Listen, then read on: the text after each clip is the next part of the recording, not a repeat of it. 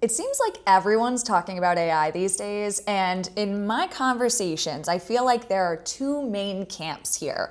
One being the, oh my God, AI is coming to take all of our jobs, the world is ending, everything's over as we know it camp.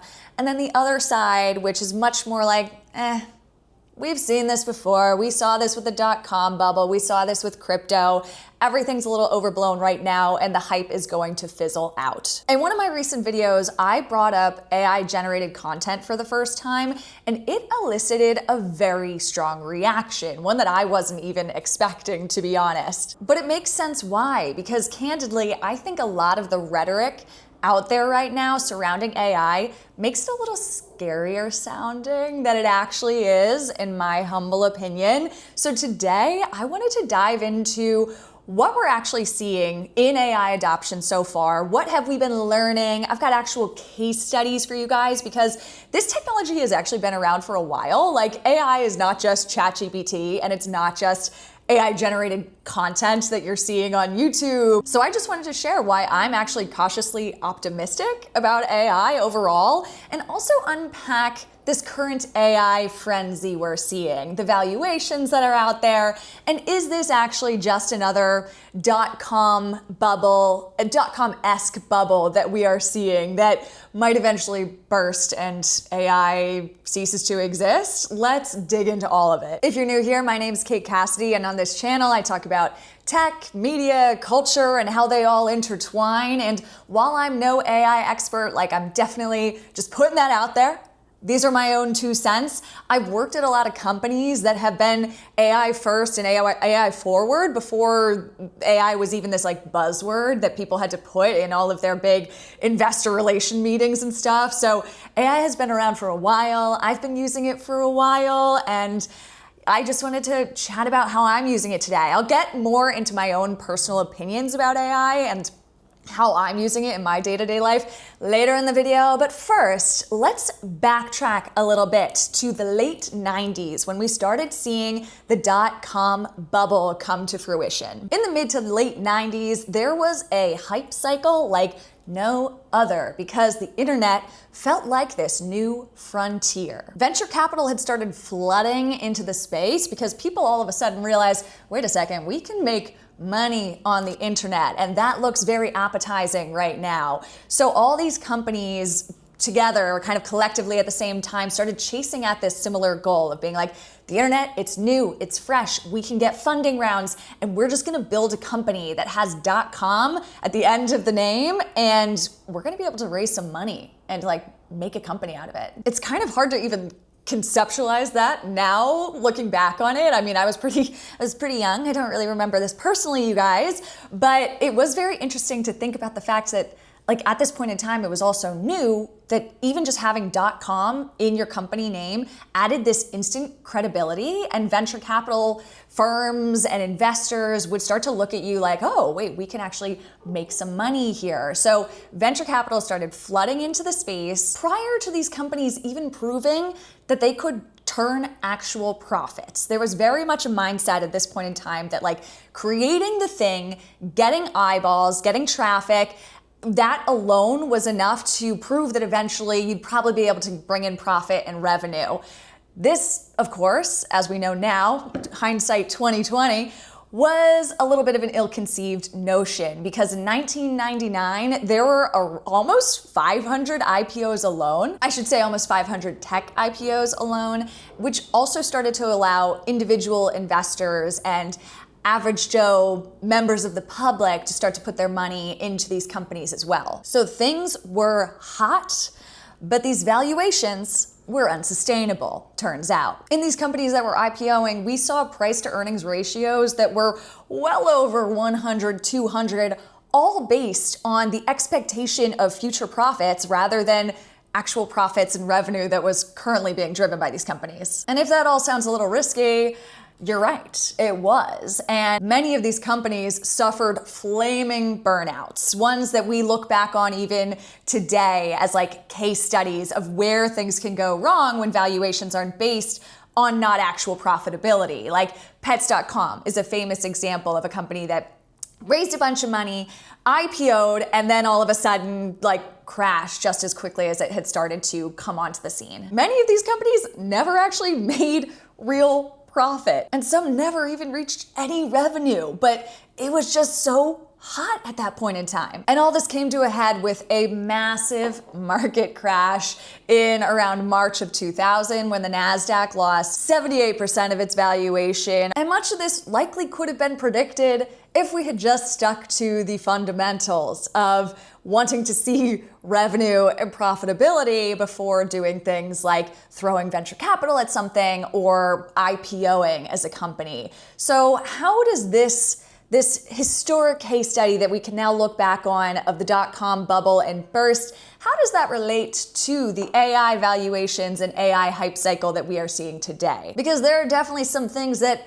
mirror that era right now. And this is something I think we all need to keep in mind when we are like hearing AI talked about in the news so much and seeing it all over. Maybe your company is trying to get you to use AI more. Like, all of this, we are in that wave right now. We are in a hype wave. So we need to like step back, zoom out, and actually take a beat and discern like how much of this is valid, how much of this is just hype and rhetoric and these companies seeking higher valuations. So maybe they're inflating their own senses of self-importance. Let's get into it. There's certainly a similar investor frenzy that's happening right now in the AI scene that mirrors in some ways the dot-com era bubble that we saw back in the day. Billions of dollars of venture capital is being flooded into AI companies globally every single year. And we've seen many companies like OpenAI, Anthropic, and Perplexity skyrocket to meteoric valuations on many rounds of fundraising very, very quickly, which is a little precarious, some might say. Nearly a third of global venture funding is currently being driven to AI companies. And in the US specifically, in recent quarters, we've actually seen that number come up to like over 60% of venture is going into AI. So if you're hearing all of this and thinking there are some similarities here, you are not alone. It definitely looks a little similar when we're looking at the funding and venture capital alone from the mid to late 90s to currently now in the 2020s. In the 90s, we saw many companies without real paths to profitability, getting funding, IPOing, and today we're still seeing many of these AI companies that are raising massive rounds remain unprofitable and aren't actually driving real revenue yet. So there's something there. There's also very high expectations, similar to the dot-com era, when in the dot-com era, like the internet was this new frontier and everyone thought that everything could be answered by the internet. And now companies and investors are feeling similarly about AI. And are these expectations actually valid? Like, can technology actually be the solution to all these various problems that are trying to be solved right now by entrepreneurial AI startup leaders and founders? Both the internet and AI promised revolutionary technologies, and venture capitalists are getting drunk on the idea that there might be future profit as if we can just like throw money at it right now and grow for growth's sake. And similar to the 90s, we're also seeing a lot of oversaturation in certain areas of AI. Like very similar looking companies are popping up, kind of just copying each other's formats because they know that they can likely raise some money from VC if they kind of like follow this playbook that is working right now for going out and fundraising, at least in the like seed round and early rounds of funding. Everything is kind of stalling out around the Series A right now. We of course aren't seeing the same IPO market, so there are some differences, but I still think this is something, just like overall trends, that we should be watching. And valuations are feeling a little overstretched, if you ask me. Recently, Perplexity, which is a Google search engine AI solution, kind of trying to replicate Google's search engine playbook as an AI company, they are supposedly raising another round of funding at $500 million, which equates to a $14 billion valuation without significant revenue yet to back that up. So this company is like 3 years old. When I saw that in the news recently, I was mind blown because they also just last year in late 2024 did their last fundraising round, which had it at a couple billion less than that $14 billion valuation that they're supposedly saying that they are worth today. All of that, again, without that like significant revenue and future sustained profitability to back up these valuations. And that's still a private company. We kind of can see this in the public markets too, like Nvidia's price to earning ratio and their valuation is going just much, much, much higher than all of the other like Magnificent Seven stocks that we see in the S&P 500. So this is definitely very reminiscent of .com companies, which were valued based on potential, not actual profit. So here's the deal. We are starting to see actual consequences of what is happening here. And we're starting to have real clear examples and case studies that we can look at to see what's going on in the world of AI adoption. Is this actually scary? Basically, like, what's happening? Like, I think that so much of the talk out there is still pretty fear-based because people don't know what's going on. There's a lot of hype. There's a lot of news stories, a lot of cycles. And of course, as I've talked about in previous videos, news tends to veer negative because that is how they get more engagement. That is how they get you watching more. That is how they get you going down those algorithmic rabbit holes. At the end of the day, monetizing. But that's a story for another day. Today we're talking about AI. We're all starting to realize, or at least those of us who aren't super like deep in this bubble and are on the outside, but are being very critical and discerning about what's going on, we're all starting to realize AI isn't magic in the way that some of these company founders and investors might want you to believe. It's not a one-size-fits-all solution that AI, if you slap AI on the company, it's gonna do some like insanely revolutionary, industry disrupting thing. We're starting to see real human impact and also some real cautionary tales. And one of my favorite cautionary tales to dig into when we're talking about the last couple years of AI company valuations and adoption is, of course, the example of Humane AI or Humane Inc. So Humane was started by a bunch of ex-Apple employees, and they were marketing themselves as, we're going to create the next iPhone, the next AI-infused iPhone hardware technology that is going to have mass public adoption, and you're going to have everyone using this tech. And what it turned out to be was these little pins, these little like lapel pins that you would put on yourself and get to speak to throughout the day and have like a little AI voice memo coming up and like, I don't know, feeding you answers to things. It was a little bit, yeah, it was a funny thing to think that everyone would be like wearing these little pins. I know I'm, of course, wearing a microphone right now, but I have to. I'm filming a video, you guys. Like, pretend this doesn't look like I'm wearing an AI pin. Because of this potential that they put out there and the way that they marketed themselves, they were able to raise a ton of money. Like, I think it was like $230 million in their initial early funding raises. With like a very star-studded funding cast. We had like Sam Altman, we had just a bunch of really hot investors and big names in the space. And so again, it was just all based on this potential rather than actual profitability. All of this happened before the AI pin even hit the market. So we didn't know what it was going to look like when it actually launched. And of course, when the pin actually launched, this AI Humane pin, what ended up happening is there wasn't actually product market fit for it. People weren't buying this thing. It was quite the reality check for this company and also other venture investors in the space, because this pin, which was like, I think it was like around $700, and they had all these like hot marketing things for it. They had done all these like flashy events and flashy sponsorships, but at the end of the day, it was not flying off the shelves. It ended up getting really devastating reviews. There were issues with the tech, and at the end of the day, it just like totally crashed and burned. They had hoped for like 100,000 in sales and then ended up only having 10,000 in sales. At one point in time, they were even having more returns of the product than actual sales of the product. And this was after years of them being in stealth mode, not talking about like what they were building, but like raising money slowly, being like, we're at the forefront, we're industry disrupting.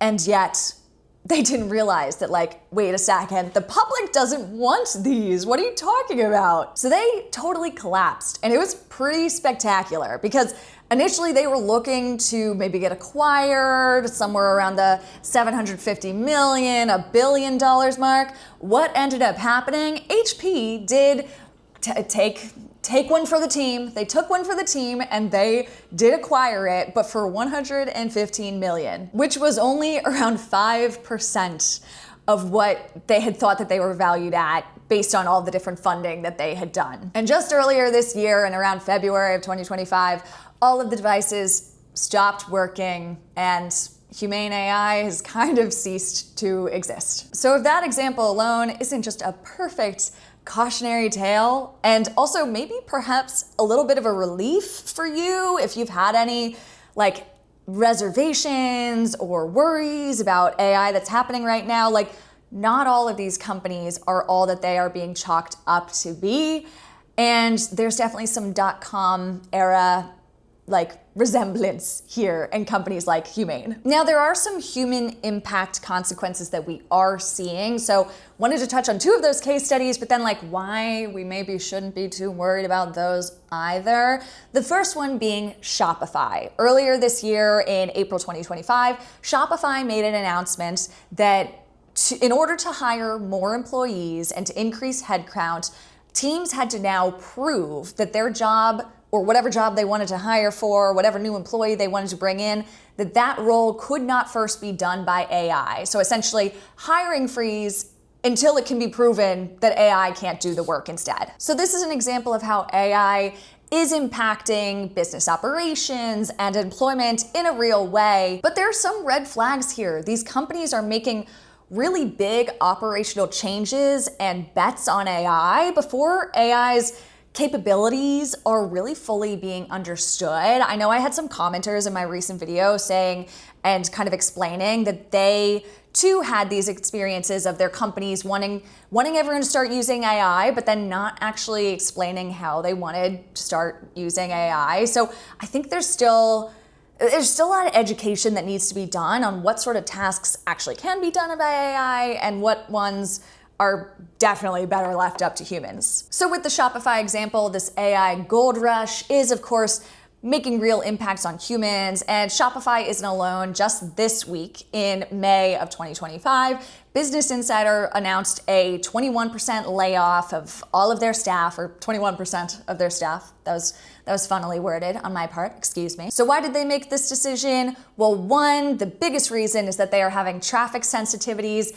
The business of Business Insider is predominantly based on having traffic driven to the actual website, so then you can have ad inventory, sponsorships, all of that within the content itself. And as I explained in a previous video, with the collapse of SEO and the way that AI and the monetization of the internet and search engines is all coming to a head, businesses like Business Insider and other journalistic efforts and news publications are all starting to see their businesses fraught and need to change. So this was Business Insider's response. They're laying off their staff, and at the same time, in that same memo that they sent out to employees, they decided and declared that they are going all in on AI. So what does this mean for Business Insider? They made the claim that over 70% of the staff were already using ChatGPT in its enterprise version, and they want to start to educate the existing staff to fully embrace AI to both cut costs and scale while readership is dwindling and traffic to the site is also starting to see quite a major dip. I find this to be an unfortunate story because honestly, trust in news publications has already started to decline in recent years. So exclaiming that you're going to start to go all in on AI and start to cut costs and scale up and I don't know, maybe start to even use it on content. I don't know if that really like adds a lot of validity to your name, Business Insider, unfortunately. But the truth is all traditional media is being impacted by the changes in the landscape, given traffic is dying, given SEO. Again, talked about that in a previous video. Now, those last two examples, of course, are a little bit concerning, but why am I not too worried about it? Or not to say that I'm not worried about it, but I do think that a lot of these companies are making very short-term decisions, like thinking only in the next year to two rather than thinking on a 5 to 10 year scale. Like essentially they're putting a band-aid on some of these issues that aren't gonna go away anytime soon rather than thinking about like long-term solutions. Well, I don't think there's too much reason to be concerned yet because of another story that just came out this month of Klarna's flip-flop on AI work versus human work. So in late 2024, Klarna's CEO, which Klarna is like a financial tech company, they do buy now, pay later, which by the way, don't use it.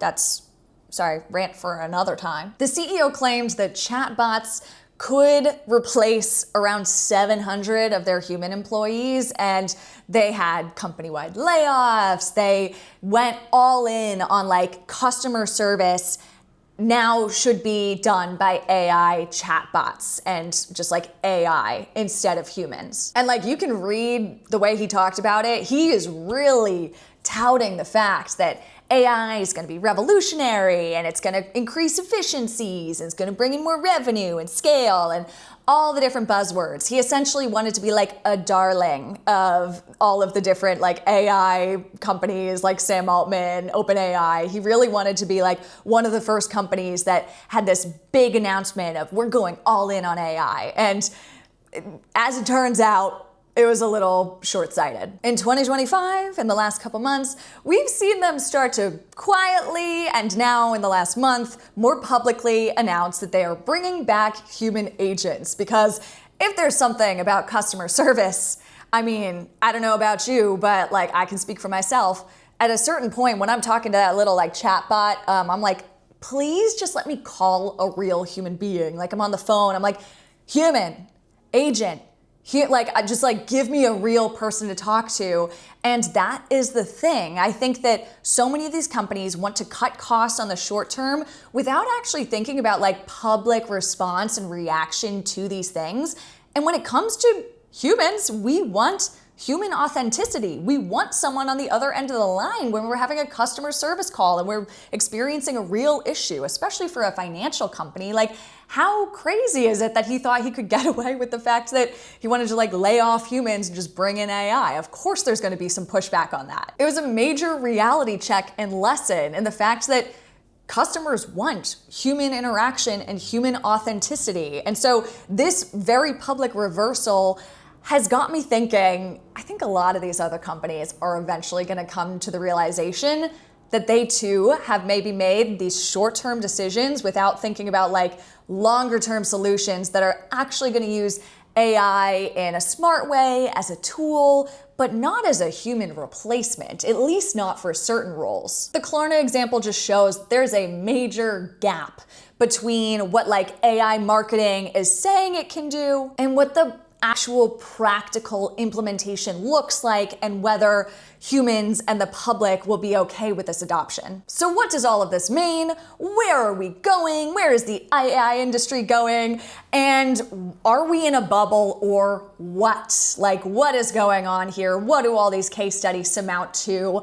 I have opinions, obviously. Here I am talking on the internet at this point, like, hear me out, you guys. I think what we're all learning in this industry, again, another time around, as if we needed a reminder 20 years later, hype and throwing capital at something doesn't actually equate to product market fit, and AI is still so early. Like remains to be seen the way that this adoption actually happens and how people really want to start interacting with it and seeing this implementation through in the coming years. It's just too early to tell. And there are some serious red flags. We are seeing valuations that are really rarely seen in venture, like companies are doubling their valuations in months, in like less than a year's time. Billions are being poured into AI at really outsized fundraising rounds prior to profit and revenue actually being proved out. And you're seeing companies like Klarna or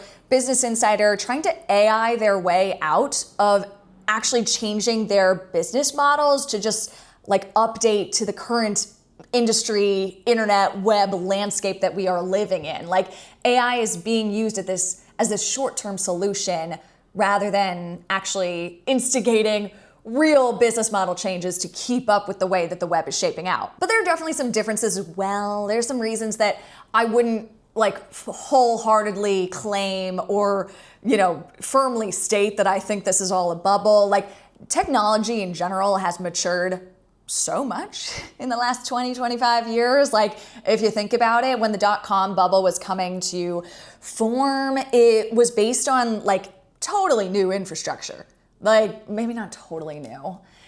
I had a lot of people commenting the fact that, internet is like so much earlier than I'm claiming it to be, but like it was new to the consumers. It was new. It wasn't in every home yet. Like it was still a very new time for the internet and the web. So the infrastructure was fresh. And we were building on top of something we didn't really fully understand yet. AI is now, of course, building on like years of the web already existing, understanding compute, understanding technology. Like it's a little bit of a different landscape today than it was then. And in certain sectors and roles, like there are some really real applications that we're already seeing. Like AI as a tool for certain tasks, it's incredible. I'll touch on how I'm using AI in a second here. We're also seeing generally some more promising revenue models exist prior to, these AI companies hitting the market. Like in the dot-com era, it was all based on potential. Like no one really understood how they were gonna make money on the internet yet. Like the revenue wasn't proved out at all. These AI companies, like a lot of them have subscription models from the beginning. A lot of them have like API applications that you can pay for. Like there's just more already proven paths to revenue than like there was in the dot-com era timeline. Like there is a path to profitability for some of these companies, but probably not for all of them. And when you think about the dot-com era survivors, like think about Google, we think about Amazon, there are some massive companies that made it through the dot-com because they both had the infrastructure in place and they had genuine value to humans and the market and the public. People wanted it, people were using it. So we're definitely gonna see that similarly happen with some of the AI companies that are out there today with these insane valuations.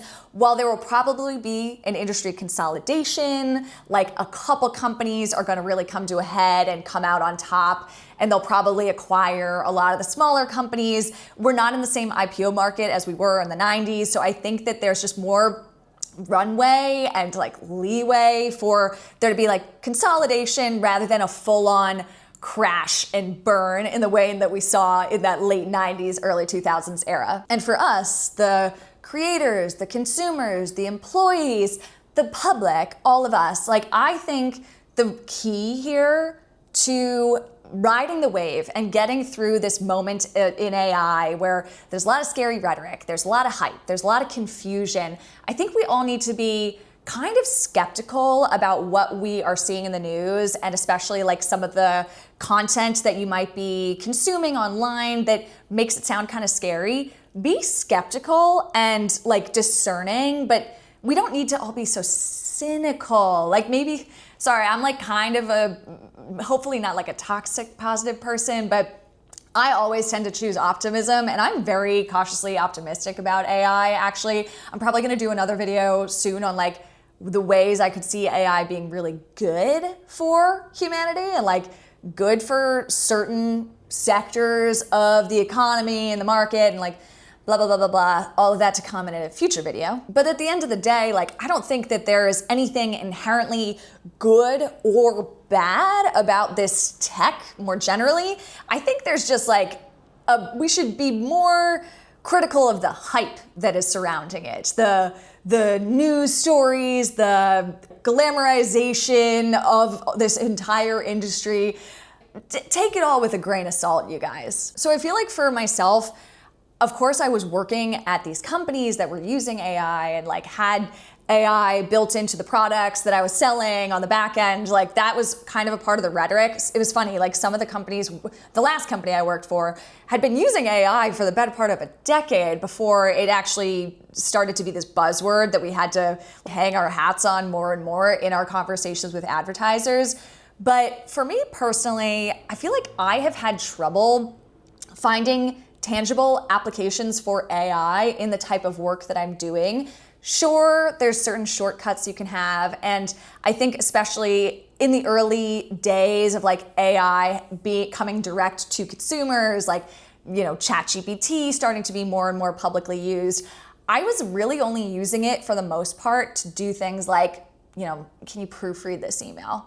Can you make sure the tone is like cool in this message that I'm sending to a coworker? Like I had like I was working on a pet related client for a time, and I thought it would be really hysterical if I threw an email of a proposal that I had built out for them and like a strategic recommendations. I threw it into ChatGPT and said, can you put a bunch of dog and pet related puns into this email? And it just like spit out the most hysterical, like I did not end up sending it. I took like one or two ideas and put it into my note, but I was basically just using it for this very silly generative text and like proofreading application until about 2 months ago when I wanted to use AI. I wanted to just get a little bit more aware of the ways that I can use AI because like everyone, I feel like I thought, oh, AI is like, is this gonna take my job?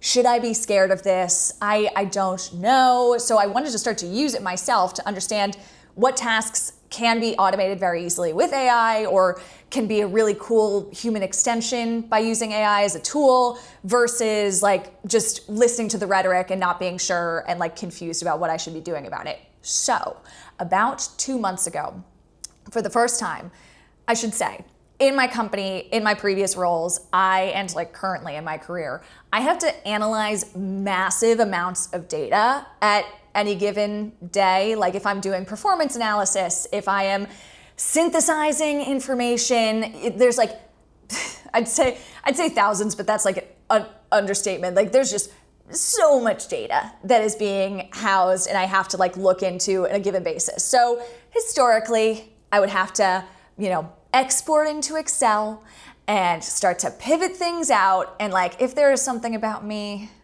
and I'm outing myself so hard here, you guys. Oh dear, my necklace has come all the way around. Sorry about that. I'm outing myself really hard. I am not an Excel queen. I'm not an Excel girly. I am not a freak in the sheets, as they say, the Excel sheets. It's like not my strong suit. I can talk.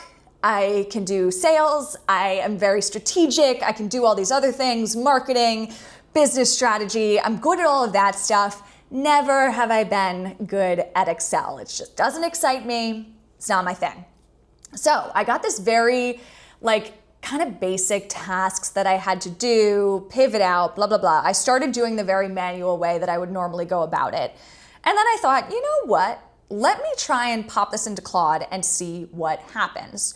So rather than manually pivoting everything out and doing my basic analysis that I would normally do, I uploaded this massive data file into Claude and prompted it, said hey Claude, can you analyze this data for XYZ, and then can you spit out some charts to visualize what I'm looking for?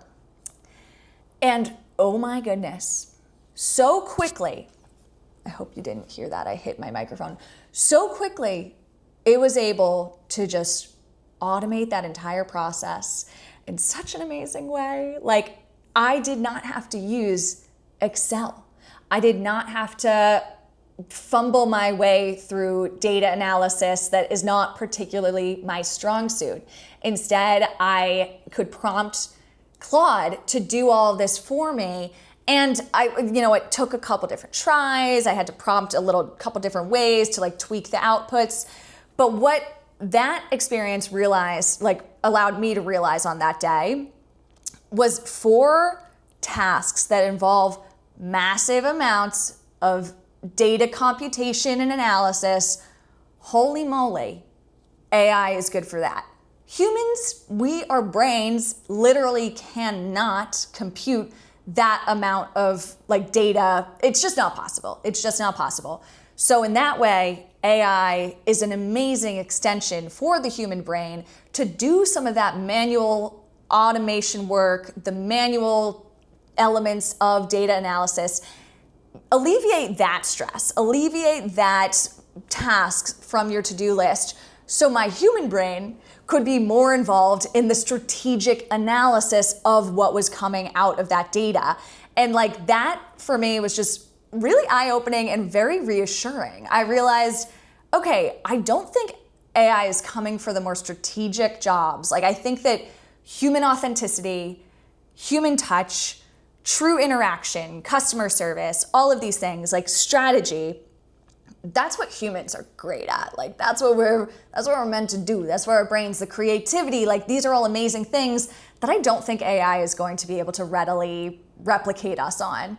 But for things that human brains literally can't do, like analyzing that much data, why aren't we, like, it's okay to punt it to AI for that sort of stuff. Like, I don't know, that was just one of those examples for me where I realized, oh, this technology is actually awesome. This technology is great if it's used in the right ways, and it made it much less scary for me. So I encourage everyone just like to dabble around with AI, like see what it's good at for you, see what it's good at for your own career, for your own creative efforts, but like think of it as a tool, think of it as an extension of your own brain rather than like something that's coming for your jobs.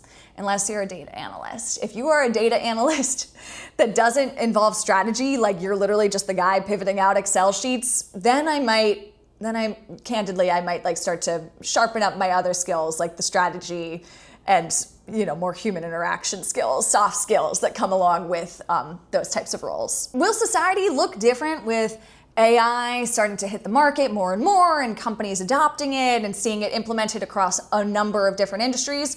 Probably. Like, yes, I think that society might look different.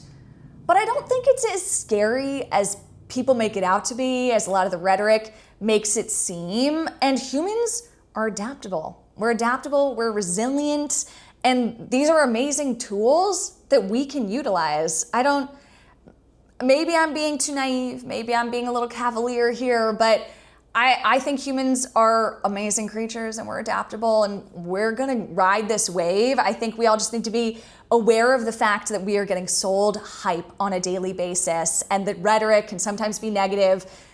Take a beat, pause, think about how AI is actually being used. And I just have like a lot of optimism for the fact that I think human creativity might flourish in the coming years. I think that we're gonna have so much more connection with each other again. I have mentioned this in other videos. I'm actually trying to like build something that's going to be in a way like free from the AI space, from like ad monetization, from all of that, more of like a community space for us who are creatively inclined, who are critical of the way that the internet and the web is shaping out in the recent years. So if you're interested in that, I'll drop a link down below and you can like receive some email updates from me. We've seen this story before. There's excitement in the market. There's money flowing at companies and the news seems to just always be circulating around the same thing, like it was in the .com era around like internet companies. Now it's circulating around AI companies.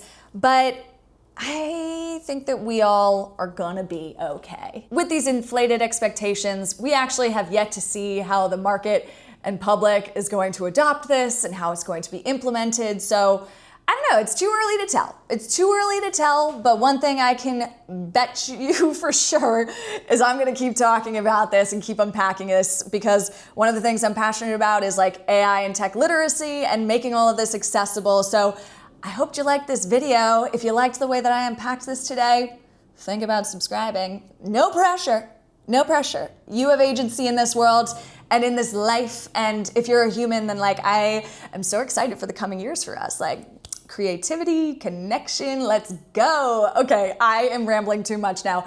Thanks so much for tuning in. We will talk again very soon. Bye.